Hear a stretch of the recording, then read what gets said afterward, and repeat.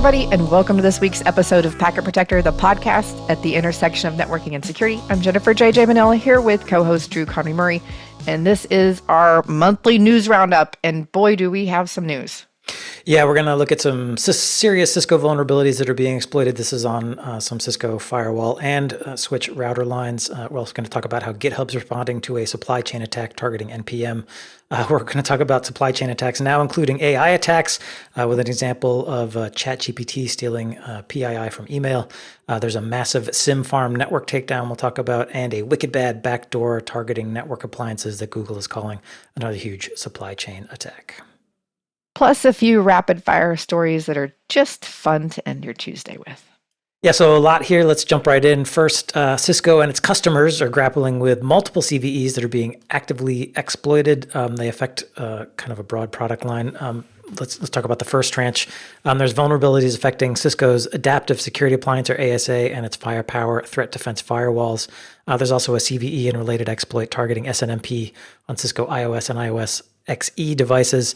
Regarding the ASA and firepower issue, the U.S. Cybersecurity and Infrastructure Security Agency, or CISA, has released an emergency directive ordering all U.S. federal agencies to undertake a multi-step process to identify all the devices, determine if public-facing devices have been compromised, report those compromised devices to CISA, and otherwise patch everything else. Bloomberg's reporting that hackers have compromised some government firewalls, though no specific agencies or departments were named. Security researchers are attributing the attacks to threat actors known as Arcane Door, and the objective, of course, is to gain control of targeted firewalls and then penetrate internal systems to conduct espionage. We've also got the SNMP thing to talk about, JJ, but anything on the firewall side of it?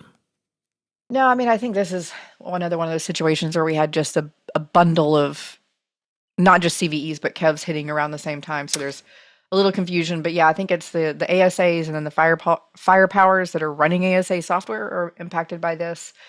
And it looked like they've actually known about this for a little bit.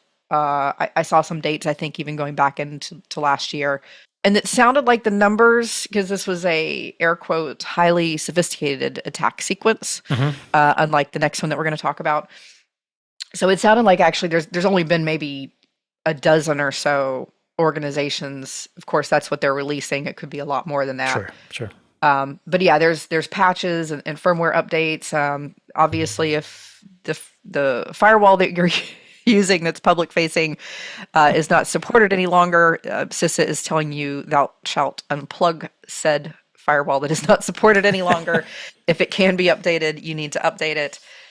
So that's the marching orders. That's for the federal agencies here in the U.S., but I think that's probably reasonable guidance for anybody that has these in the environment. Yeah, for sure. CISA is obviously in charge of federal agencies, so it can make that ruling if you're not a federal agency, but you're running these devices because there are known active exploits. It's probably still a good idea to take a look at this and see if you should be thinking about it. Ars Technica is estimating that as many as 2 million devices may be vulnerable, so that's a large group. I was looking at the dates too, because I think, so we're recording, you guys are listening to this Tuesday, because I'm sure you all listen to this exactly the day that it comes out. You should. That's right, October 7th. We're recording it the Thursday before, so just, a few We're recording days. October 2nd, it'll come out October 7th. Yep. And the advisory, I think, from CISA was just not even a week ago, or maybe exactly a week ago. Yeah, late September. 25th, yeah. So, and the deadline to report on that is, I think, today, the 2nd. So I'm sure, by the time we're wrapping around to the next news sequence, we'll have a little bit more tidbit with that. Yeah. And you want to tell us about this SNMP vulnerability also affecting Cisco devices? Yeah, and this is the part that I think got a little twisted because it came out at the same time. But the SNMP vulnerability, which everybody's kind of freaking out about, and, maybe they should, affects devices that are running iOS and iOS XE. So this is, typically like switches, routers, versus, firewalls. So any of those, things that are facing out to the internet, if SNMP is exposed, and it doesn't matter if it's version 1, 2C, or 3, there's basically 2 tiers of exploits. So if somebody has even a read-only, so in SNMP like V2C, which is what we typically see if it's not V3, which by the way is like deprecated, you shouldn't be using it, but if you are, typically we would see that on inside inside, not external facing. Yeah. But even with the read string, and anybody that's managed network equipment knows a lot of devices over the years shipped with default read and or read write strings, and so sometimes they're just there unless you remove them. So with a read only string, if you have low level privileges, and I did read the write up that was pretty in depth. It did not detail what low privilege meant. So we'll circle back to that in a second. But low privilege and a read string, you can launch a pretty effective denial of service attack. You can cause a system to reboot and do some things. I think the more alarming one is that if you have a higher privilege level, like Priv 15 in a Cisco environment, and an SNMP string or credentials for SNMP v3, you could actually execute code and get root. And root, when we talk about root, like on a network device, that's not something any admin user should have. That's like factory OEM access into that device. So we don't mean root like privilege 15. We mean root like you should, nobody other than Cisco should be in there.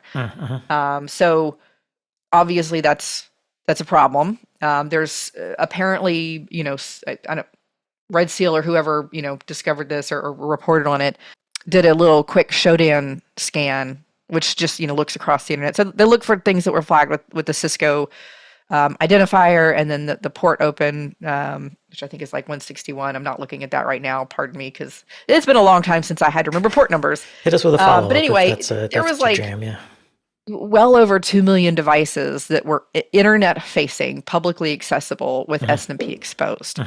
And, I don't know, one of the articles I read said, that's not a best practice. It's batshit dumb to have that exposed. There's really not a use case for having that exposed to the internet. That's got to be an accident. That's a mistake. We don't do SNMP over the internet. Now, I could maybe like dig into some super weird corner case, but I haven't even been able to come up with that. So long story short, if you have SNMP exposed publicly, it's easy to search whether you want to use Shodan, or if you have, a SOC as a service, or you've got, analysts internally that can run external scans. You want to just look at your, all of your public facing surface and those IPs and look for, well, frankly, it doesn't matter if it's Cisco or something else. You just want to look and see if you have any of those. Any system SNMP responding. ports. Yes. Yeah. Yeah. So tons of links in the show notes on this. If you need to go brush up, we'll move on. But we're sticking with vulnerabilities. We'll turn to SonicWall now. Earlier this week, SonicWall released a firmware update that should help users remove rootkit malware that was deployed in attacks against SonicWall Secure Mobile Access or SMA 100 series appliances over the past several months. I think this started in July. SonicWall is also recommending a full replacement and rebuild of the SMA 500 virtual appliance to ensure the rootkit isn't present, even if there's no evidence of a compromise. Any comments there, JJ? No, I was just trying to remember and actually do a quick Google search to remember if the SMAs were the products that used to be Aventail or if they were SonicWall's own little SSL VPN appliances. But either way, it doesn't matter. The takeaway with that is rootkit. Rootkits on them with malware. I mean, I don't want to say it's SonicWall's fault. For a long time, I was actually a really big SonicWall fan. They were doing really well in the enterprise space with some pretty large pieces of metal. They've changed hands several times since then, and I think they're kind of slipping into Avanti world. Ooh. Yeah, with progress and basically like being into a portfolio company where they're not getting maybe the attention that a typical up and coming security company is going to get. So I do have some concerns because this is one of a couple of vulnerabilities that we're looking at and attacks that we're looking at in SonicWall. And no vendor is immune. We just covered Cisco. We've covered Fortinet a lot, but yep. I do have concerns around manufacturers that don't have, the funding and the resources they need to address these things. I feel like Avanti is harsh, and Avanti will come up later in the show. So, oh, that's right. That's right. There's no escaping it. There should just be a persistent Avanti section in our news. Sticking with SonicWall, the company is also warned of ongoing brute force attempts to access firewall backups hosted in SonicWall's cloud backup service. SonicWall says no passwords were exposed because they're encrypted, but they do say, quote, readable configuration details could provide attackers with additional context that is useful in targeting the related firewall. SonicWall saying this isn't a ransomware attack, and so far they haven't seen any of these backup files being leaked online, but it is encouraging customers to check to make sure whether they're actually using the cloud backup service knowingly or not. And if so, SonicWall has remediation guidelines, which we've linked to in the show notes. Yeah, and I think it's been a long time since I've had to manage SonicWall stuff. I think there's a mysonicwall.com site where it's where you manage your licensing and everything. I think that's where the cloud backups are managed if you're using that. And the last time I used SonicWall, it's been a hot minute, you had options of how backups and configs got stored, meaning they weren't necessarily encrypted. You could choose that, or parts of it could be encrypted. That could have changed over the years. But I think my concern with stuff like this is, we've seen a lot of issues recently where a company, a team, a person, whatever, was using some platform system solution and abandoned it, but didn't delete that data.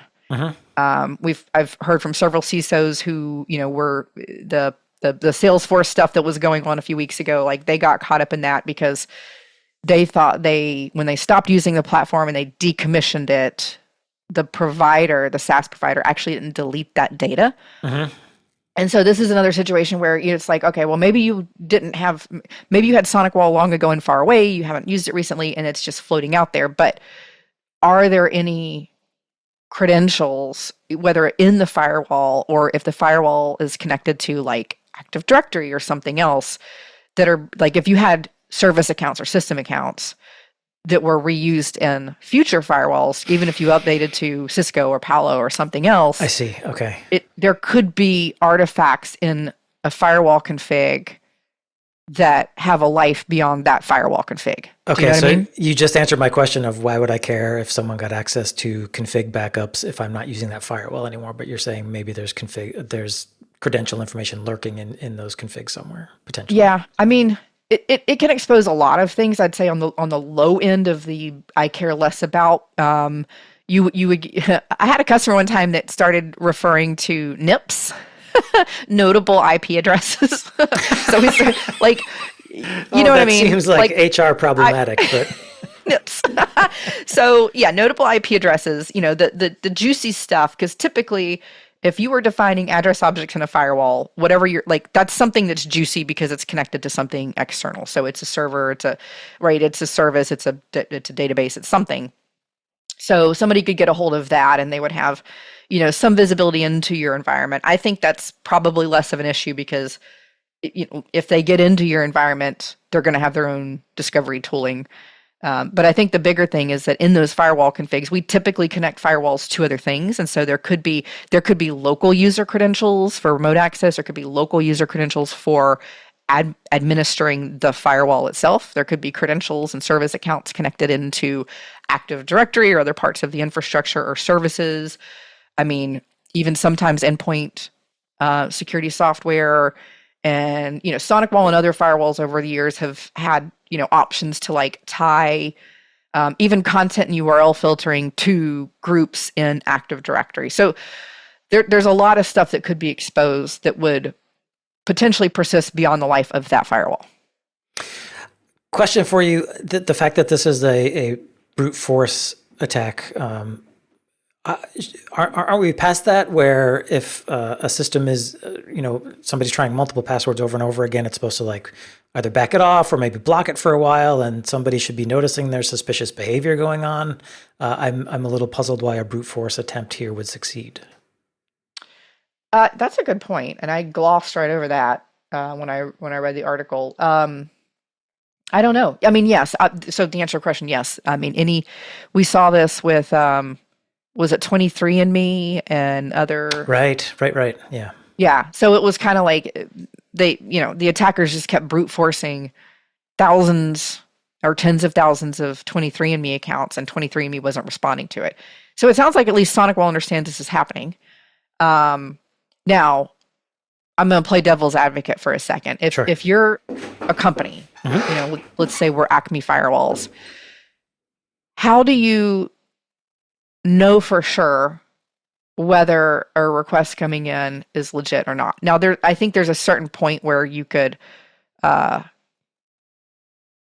start to draw some lines, right? You could go, okay, well, if there's multiple failed attempts for several accounts coming from the same IP address within a time period, et cetera, like there's some things that are going to be obvious. Yeah. But if the attack is, touring around and using different IPs and being a little more strategic about how they're brute forcing, it's hard for the platform provider to understand the context of whether that's a legitimate attempt or a malicious attempt. And so I think any manufacturer is going to walk a fine line because they don't want to be a denial of service for their legitimate users. Sure, of course. Yep. So, yeah, I mean, I miss that, but I think to your point, yes, obviously they know that that's happening. And hopefully they're taking some steps to maybe, contact those My SonicWall users and admins and do things like maybe enforce multi-factor. I didn't dig into how, again, it's been a long time since I've had to use a My SonicWall account. The last time I used it, I don't think it was using two-factor. But anyway, I think if you have in the past had a SonicWall account, I would definitely hop over to there, log in, see what's in there, maybe delete that data and or update, credentials, enable multi-factor if that account's going to stay there. Yeah. All right. As mentioned earlier, lots of links in the show notes. We'll move on. So many links. So many of this is link heavy. Well, we do just to explain that in case anybody ever asks. Like, I try. I think along with Drew, we try to find links that are not gated. Like, because some of the places will give you, you get 2 free articles and then you're done. Yeah. And if we put a bunch of links like that in there, it doesn't help anybody because you can't actually read the article unless you're paying for stuff.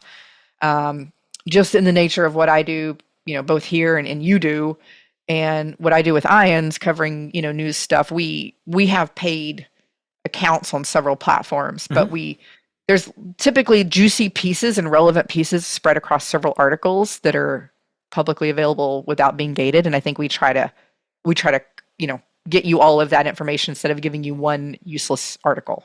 Right. And not only like articles about it, but I also like to try to get to the original source as well. And we have those as well, like from SonicWall, the p-certs and so on, and Cisco and so on, the CVE information, stuff from CISA and so on. The links are right there to save you maybe, the 10 or 15 seconds or however long it might take you to find it yourself. So just trying to make your life a little bit easier. All right, moving on. We're going to get into some supply chain stuff. GitHub says it's bolstering security for NPM or Node Package Manager after threat actors inserted credential stealing and self-replicating malware into widely used open source packages. And just for context, developers often use these open source third-party packages. These are libraries and modules rather than having to write them from scratch. Perfectly logical. But they can become a security issue if malicious actors are able to insert malware. So the compromised packages are gone, but GitHub now says it's taking a series of steps to change authentication and publishing options. They include deprecating legacy classic tokens, migrating users to FIDO-based two-factor authentication, and employing granular tokens with a lifetime limited to just 7 days. GitHub's also encouraging, though not requiring, projects to adopt something called trusted publishing. This is an authentication mechanism developed by the Open Source Security Foundation and supported by GitHub. Trusted publishing, that initiative was new to me, so I looked at the website. Here's a very quick description. Quote, trusted publishers allow a package repository to authenticate an identity from an identity provider like GitHub Actions or GitLab Pipelines, and using a technology called OpenID Connect. So just to give you very little context about how that's going. GitHub says it's going to roll out all these changes gradually to minimize disruption because they know it will require developers to update their workflows. So many supply chain things. Yeah. And I think, so let's see, what do we say? It's October 2nd. You guys are going to be hearing this probably this coming Tuesday. I'm actually leaving for some training and work trips in Europe for a little over 2 weeks. So we earlier this week and last week recorded a couple of other things that you guys are going to be listening to. One of them is with Chuck Kessler, who's the CISO at Pendo. And we were actually talking to him about, managing so, they have a lot of developers that make software, et cetera. We were talking about like managing AI and model context protocol, et cetera. But one of the things he mentioned that you'll hear in that episode was that their coding assistant actually caught this supply chain. Yeah, I don't want to call it a vulnerability, but right. They noticed attack, that a package had some weird behavior associated with it. An AI coding assistant actually saw that, and I was like, "Oh, wow, that's interesting." Usually it's the other way that around. was really cool. Yeah. So yeah, when you listen to that episode on AI and MCP model context protocol, you'll hear more about what happened with that. But yeah, and I'm not a developer, but it's just like I watch this stuff and I can't even comprehend how companies and developers are able to manage this, because there are so many open source packages and pieces of code that get rolled into everything that we use, even the paid stuff that we're using. I think we're going to be talking about software bill of materials, sometime in the next few weeks or so. So I think there's lots of interesting conversation to be had around that, but these supply chain attacks are really challenging. Yeah, the one thing that jumped out to me, what GitHub is doing, this employing granular tokens with a lifetime limited to just 7 days. Obviously, you can see why that might be necessary, but it also is probably going to require some work in developer backends to kind of keep up with that churn. That's also something else we'll be talking about, sort of related in an upcoming episode with Ed Harmouche, where we're talking about the Acme protocol for rolling out digital certificates at an increasingly faster pace. So yeah, a lot happening in this area. Speaking of MCP. Yeah, speaking of, we're sticking with NPM, but also rolling in some MCP. That was a nice teaser there. This is kind of a crazy story. It's blending NPM supply chain attacks and agentic AI. I feel like we're looking at the future. So there's a company called Postmark. They make an email platform. They're warning that a malicious NPM package called Postmark MCP, that's Model Context Protocol, is impersonating Postmark, and the NPM is being used to steal email. So MCP, it's Model Context Protocol. This is an open source framework. It lets AI tools like Claude or ChatGPT access third-party resources, tools, and workflows to perform actions on a user's behalf. An MCP server is designed to expose those capabilities to an AI agent. So a security researcher called Koi Security, or a security research company called Koi Security, detected the strange behavior of this NPM and investigated. It said the developer of the NPM was a software engineer from Paris who used his real name and real GitHub profile in developing the server, and then went through 15 legitimate releases of this package. You mean probably to build trust and interest, and then added this email copying function. Koi Security notes the NPM has been downloaded more than 1,500 times. Every time I read something like, a criminal or a maldoer, use their real identity and things, it reminds me of 20 years ago true story, there was somebody who was like a common street thief. They were breaking and entering and stealing things. And they caught the guy because he had those light up tennis shoes. You know what I mean? Like when you a little light came on each time you stepped. Yeah, exactly. So I don't know I think that was somewhere around here, but yeah, it was 15 or 20 years ago when those things were cool. But anyway, it like you're going to break and enter in the cover of the dark of night, and then you're going to wear shoes that light up when you run. Right. Was this burglar also 12? I don't. No. Dude, you remember back in the day, those shoes were cool. Everybody had them. I did not have light up shoes. Little people. No? They're like jellies. They're like the guy version of jelly shoes. Maybe. Everybody had them. But anyway, yeah, I think this is really interesting. So one of the things with the whole supply chain conversation that I find interesting is we have so many companies that have legitimate companies that have legitimate services that are, I'm going to say, third party hosted, right, or managed. So, I mean, just like taking it away from the AI MCP conversation for a second, just as an example, like if you interact with a company, your doctor, they may be using an email platform like MailChimp or something to give you promos and updates about what's going on in the practice, but they're also connected to like some health portal that Epic, right, is on the back end, and you can log into and exchange medical information or ask, notes for the doctor and things Yeah. like that. Yep. And so there's all of these different platforms that any given company has a legitimate relationship with. Yep. And so it's hard, I think, and it's going to be even harder as these things, start to come on the scene, to understand is that service, site, package, whatever, actually from that organization. Now, I mean, Postmark, somewhere they'd said, they list all of their packages on their official documentation page, and I think, is this just a retraining where we're going to need to? It's almost like when we have, network equipment and we're doing, software or firmware updates, and, the best thing we can do is get it from a trusted resource and then verify the hash. Yes. And in federal agencies, that's actually, that's part of the workflow. In large, highly regulated industries, that's part of the workflow. In the other 99.99% of organizations, they're not stopping and doing that. So I kind of wonder if we're going to have to shift our workflows all the way around from technology and cybersecurity to find ways, to validate these things. Of course, then, I feel like the attackers are going to skate where the puck is, and then it's going to be, okay, they're going to find ways to manipulate the website, because that's probably an easy target. So there's just I don't know. Again, I'm just ready to go open a yoga studio or something.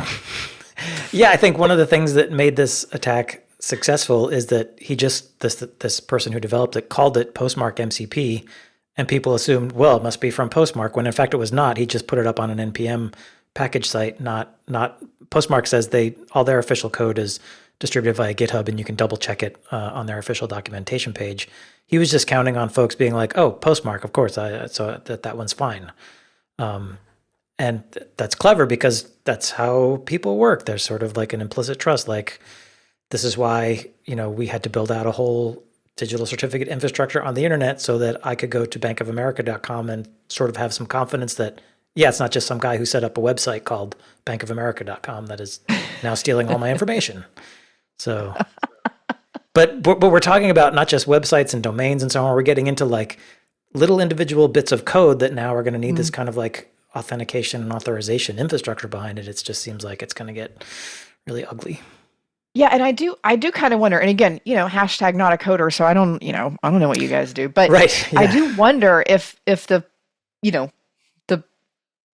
the software engineer who's doing the bad stuff over here went through 15 releases. I'm assuming on like GitHub, I don't know, I would assume most notable organizations have various like brand management and Google alerting and stuff, such that if things pop up with that company's name, various places that are unexpected, especially like GitHub, that maybe that's triggering something. I don't know. Maybe that's not reasonable, but I would think maybe there was some opportunity for Postmark to realize that somebody was publishing something trying to imitate them or look like them.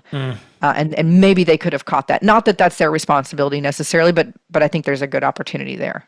Yeah. But again, this guy used some good social engineering by having 15 releases. It's not like a developer might be like, this thing showed up half an hour ago and it's the only version, and who knows who this person is. That would probably trigger a red flag. But having those 15 releases, like, okay, this seems like a regular, it's getting past that, initial suspicion barrier. And I think he did that very well. But I guess my point is, if something appeared on GitHub with Postmark. Well, that's the thing. It wasn't on GitHub. It wasn't on GitHub. It was on a different site. Yeah. Oh. Yeah. All right. Well, then monitor that site. Wherever these things are coming from. Watch the whole internet. Use your AI. Use your AI to watch the internet for you. Somebody make an agent to watch the internet for me, please. Yes.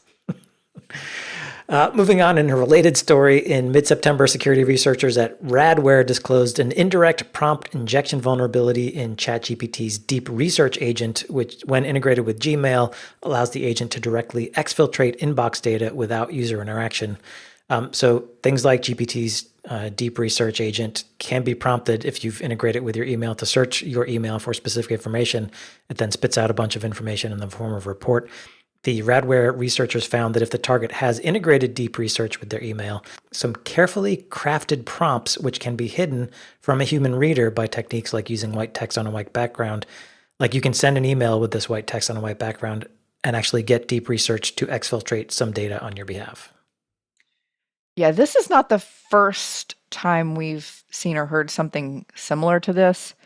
And again, these things just absolutely terrify me because I feel like so many of the vendors are pushing their AI, agent du jour into all of our applications. I mean, at some point in the past 2 weeks now, suddenly one of my email accounts, basically says start writing with Copilot, and I don't even know where that came from. It just appeared. Yes. And every time I've had the option to interact with Copilot or enable it, I have said, "Heck no, we won't go."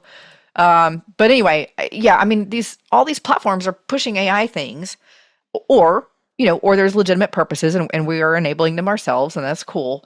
But it's terrifying that you can have somebody email you from the outside. You would never know.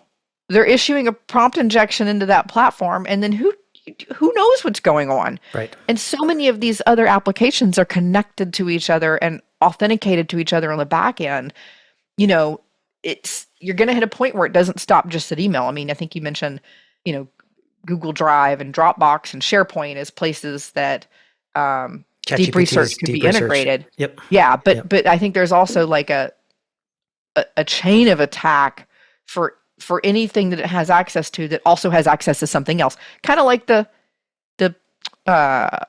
what was the Salesforce thing that was not a Salesforce thing, right? Yes, the Sales Loft attack. Yes, that was also. Yes, right. Third-party app, and I actually think so. Chuck gets into some of this too, talking around AI and MCP about the credentialing and the authentication authorization of those agents into platforms that they don't have their own identity and restrictions right now. They're using your credentials, you the user or you the admin. So yeah, I think this is something we'll keep an eye on because obviously this is going to be a rampant problem if each of these tools, because if these tools are sprawling, they're everywhere, right? It's not just deep research and chat GPT. It is Copilot. It is Claude. Gemini. Yeah, there's so many of them. Yep. So this is a problem that's going to have to get solved. Yeah, and it's a huge shadow IT problem too. Because who knows?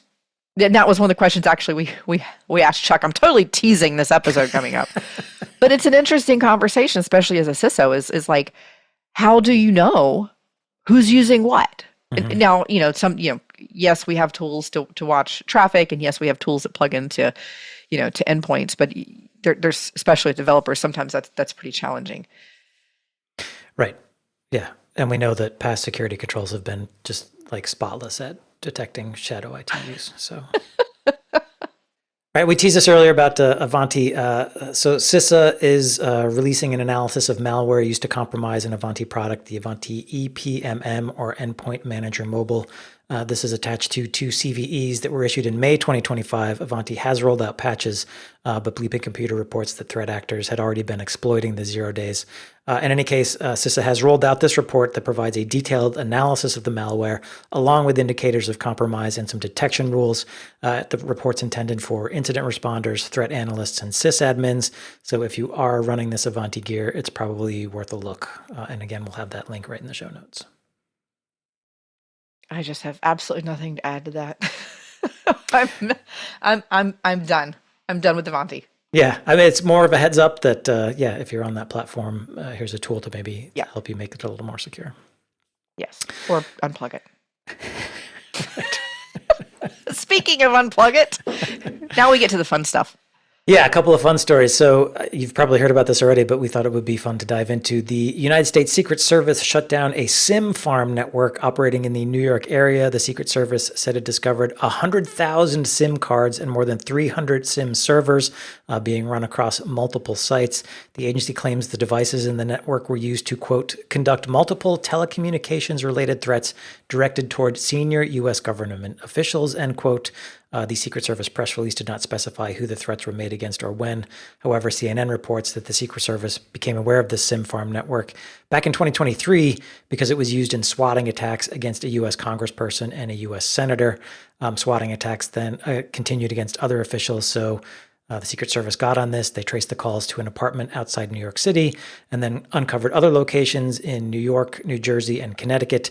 The agency decided to act this September. I think they were prompted by a global meeting of the United Nations General Assembly in New York, which President Trump was attending. So they felt like, okay, this is a potential threat that could be used not just for swatting, but for scams, for DDoS attacks against the mobile network in the city. Let's go shut it down. Yeah, I thought this was really interesting when, reading the headlines, because it is one of those things. So the sim farms like this, and this is not the only one. It's not even the only one in the United States. They know about many of them. It is one of the larger ones, especially concentrated in a single area. But they're there for fraud. They're there for text spamming. Yeah. Just like we hear about the like malware distribution networks and being able to the proxy networks where people can air quoting rent time on consumer residential routers to be able to send their stuff around and work around other detections. It does seem like to me this was built as sort of an as a service, spamming and text scamming system. Like we set up this infrastructure. You want to do some scamming? Come see us. Yeah. Exactly. And with 100,000 SIM cards, they can roll through, change numbers, avoid blocking, get better rates for, their people that are trying to send you junk. And kudos to whoever installed this, because cable management was on point. Like the photos of this, it's true. Somebody very professional work. I'm gonna just applaud that because it's weird to say, but we do have links in the show notes that have photos of the sites that the Secret Service found, and some of the cable management is really nice. It's like, wow, this was really well organized. So a few things were interesting to me, and this is one of those stories that I'm gonna just interested in. I will keep digging into, so this may bubble up again later. But I do think it's interesting that they have known about this sim farm for a while, and others across the country, and they just don't do much about it. And I kind of wonder why. And that's what I want to dig into is it because in this case, the Secret Service shut it down, like you said, for, protecting the UN event there was a General Assembly coming. So, lots of leaders. This sim farm was big enough. So it was used for primarily, I'm sure, fraud, spamming, scamming. However, an infrastructure that big can cause disruption to the legitimate infrastructure through like denial of service attacks and disruption. So, when you have that many SIM cards and servers and opportunity, and those are, they're communicating and doing things.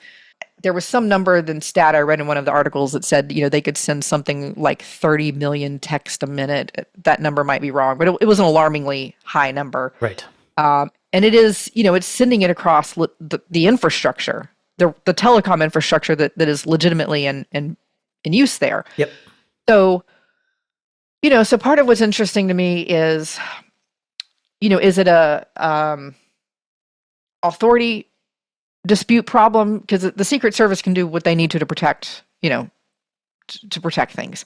But when it's just used for, scamming and spamming, is that an FCC thing? Is it an FTC thing? Is it an FBI thing? Who has authority to do that and who's watching that? Right. So I kind of think that's interesting. I think there's more to it because there's so many initiatives, at least here in the US, for reducing, text-based spam that to hear that different agencies are just kind of turning a blind eye and not worrying about these SIM farms until they feel like it's a national security issue. Right. Seems a little bit weird to me because somebody has authority and somebody has knowledge. So why aren't they just taking them down when they find them? It was interesting because I was surprised when I saw that they had known about this since like December 2023, or at least started investigating, and then had a pretty good idea of where these things were and how they were operating, well before they actually took it down. So I know maybe my only knowledge on this comes from watching crime shows on TV, but sometimes they'll, law enforcement agencies will let a scam run in hopes that they can roll up to some higher level actor behind it. And maybe that's what this was. I don't know. But then the Secret Service was like, the president is going to New York. We got to shut this down. Yeah. And I did. So there was a quote that I thought was interesting from one of the officials involved in this and said that they're talking about the facility may have facilitated communication between, quote, potential threat actors and criminal enterprises, including cellular communication between foreign actors and individuals that are known to federal law enforcement. So they're describing this cellular network that they already knew about for at least a couple of years. And they understand that foreign actors and individuals that are known to federal law enforcement, right? Persons of interest that they're tracking. So yeah, there's more to this. There is, yeah. Either there's some interagency battle going on, or somebody doesn't have the resources or authority or approvals, or they're watching this because there are other things. It's kind of like you don't take down the dude that's selling heroin on the street or cocaine on the street. You want to get into the cartel, right? So there's more to this. I feel like there's more to this. We've stumbled on an episode of The Wire is what's happening. Yeah. Here. Maybe we've just watched too much TV at this point. I don't know. But I think there's something else going on. Could be, yeah. It does seem like this network was up for a while and law enforcement knew about it. So yeah, if you've got any insights, packetpushers.net/FU, we'd love to hear. One more story, and then we'll get into some quick hits before we wrap. Google Threat Intelligence Group is warning of ongoing attacks against specific verticals, including legal services, SaaS providers, and business process outsourcers. Attackers are gaining access to these targets and then using that position to attack customers of these organizations. In particular, they're targeting emails of key individuals, including developers and system admins, and, quote, individuals involved in matters that align with PRC economic and espionage interests. PRC is People's Republic of China, so they believe this is a nation-state threat actor. They are targeting network appliances, including remote access and VPN devices. Once they get access, they install this BRICKstorm backdoor. The Google Threat Research says attackers have remained undetected on compromised devices for 393 days on average. The Google blog didn't specify which network appliances are being targeted, but it did say threat actors are going after Linux and BSD-based appliances from multiple manufacturers. It also linked to a previous blog about zero-day exploits against Ivanti VPNs. So I think Ivanti is in there, but others running Linux and BSD appliances could be as well. But digging into it, Google is saying, the Google research team is saying this is, one of the most significant supply chain hacks in years. And that they're, pivoting through various suppliers into their target networks. And, they're getting in through like SaaS providers, legal firms, tech vendors, and, that whole supply chain thing tied to anybody involved in national security and trade. So that's interesting. I did see some references to like stolen source code where they think maybe the attackers are going to be kind of examining that to identify vulnerabilities that they could exploit in the future. Yeah. Really interesting. That dwell time of over a year is kind of crazy. And that's an average dwell time, not the longest dwell time. Right. So they're definitely, they're persistent, they're stealthy, they're, using these dormant smartly. Backdoors. Yeah. And so they're establishing persistence. They're sitting there. They're chilling out, waiting. So Google did release some scanning tools and YARA rules. So if you're on the SOC side doing security analysis, definitely check out that article. Yeah, for sure. And just a note, once they actually get on the appliance, the research says attackers are pivoting to go after VMware vCenter servers and ESXi hosts. I was reading the blog and this quote jumped out at me. In at least 2 cases, the threat actor used their access to vCenter to clone Windows Server VMs for key systems such as domain controllers, SSO identity providers, and secret vaults. With a clone of the virtual machine, the threat actor can mount the file system and extract files of interest, such as the Active Directory domain services database. So these folks know what they're doing. Yeah. And again, links in the show notes. So we're going to wrap with just some quick hits. First, Microsoft is forcing users to upgrade to Windows 11, and one way they're doing that is by stopping providing security updates for Windows 10. The end of those updates is scheduled to happen October 14th, 2025. But following pressure from a European consumer protection organization, Microsoft has agreed to offer 1 year of free extended security updates for Windows 10 users in the European Economic Area, which comprises all 27 European Union member states, as well as Iceland, Liechtenstein, and Norway. It does not include the US, though, so we're out of luck. Just upgrade. I guess, yeah. And then JJ, you found a few some ongoing exploits against some big name companies. Yeah, so Jaguar Land Rover is in the middle of an incident that started at the beginning of September, so we're right at that 30-day mark for them. They've paused production a couple of times, pause, restart, pause. They look now like the pause is going to continue into October. And the last numbers I saw were around, the hitting the $2 million in losses and something to the tune of $68 million a week. So over 2 the billion in cyber losses? 2 billion, not 2 million in losses total. Oh, 2 billion. Yes. Yep. B. I don't know what I said. You said million. That's what I meant. Yeah. Oh, whoops. Thanks. Yeah. So 68 million a week is what they're losing. And one of the interesting things in the story was it seems like they didn't have active cybersecurity insurance. I think they were in the process of getting quotes for that or something, but yeah, interesting. So they're just going to be up. They're going to eat that 2 billion loss entirely. Yeah. Yeah. There were also some other news kind of similarly related. So flights across Europe were delayed after a cyber attack. This was about a week and a half ago. Heathrow, Berlin, Brussels, Dublin. We had lots of flights that were delayed, canceled, and that was tied back to some passenger management software that's, I think, by Collins Aerospace.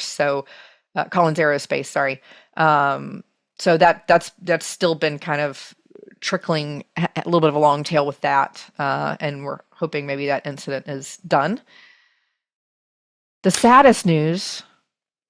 Did you have something to add before we get to the sad news? Just my mom happened to be traveling through Heathrow at that time and was like, "There's a cyber attack. My flight is delayed." And I was like, "What?" Because we're used to when the airport systems break, it's usually just because they're really crappy and old, not because somebody actually attacked them. Yeah. Anyway, a little personal. Anyway. Yeah. Well, so the sad story of the week is that Asahi, Japan's largest brewery, has suspended operations due to a cyber attack. I can deal without my Jaguar and my Land Rover, but let's not get crazy with the beer. I'm just glad it's not whiskey. So Asahi, even though it's a Japanese company, it's a global beverage organization. So they have tens of thousands of employees, and they actually have businesses across like Europe and Asia. It's not just in Japan. But good luck to them getting their systems back up. Hopefully they had cyber insurance. Hopefully. All right, that wraps up this news episode of Packet Protector. If you have a topic you want us to cover or a comment, a correction, or a question, you can reach out at packetpushers.net/FU. The FUs are follow-up, and we really do love when listeners reach out. We take all follow-up seriously. And just to let you know, Packet Protector is part of the larger Packet Pushers podcast network, which includes more than a dozen technical podcasts for your professional development on networking, security, IPv6, DevOps, and more. We have an industry blog, 2 weekly newsletters, a community Slack group, even a merch site. You can find it all at packetpushers.net. As always, thanks for listening.